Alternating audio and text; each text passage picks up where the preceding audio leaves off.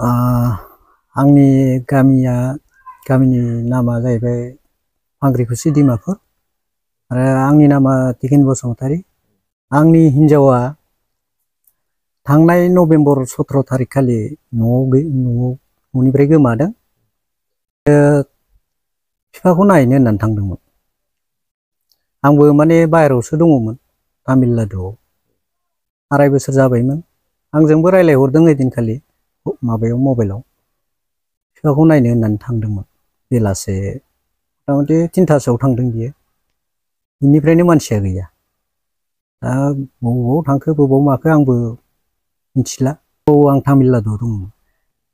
बेनिफ्राय मोना फन खालामबाय आं। फन खालामबाथ' फना सुइस अफ। फिसालानाव खबर लाहरबाय। फिसालायाबो होनबाय ओजोंबो थाङाखैनोलै मानसिया गैया होननानै। बेनिफ्राय गैया नालाय आंबो अखानायैनो फैनायसै 18 तारिखआव।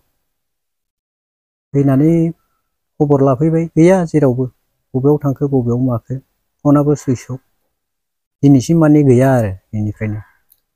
पुलिसनो थानायावथ' बिदि केस होनाय जायाखै। आं ओरैनो एप्लिकेसन गांसे होदोंमोन लकेसन नायनो थाखाय। नाथाय बिसोरो नायाखै नामा आं जेबो खबर मोनासै। खबर लाबाबो गैया, खबर मोनाखै होनना बुङो।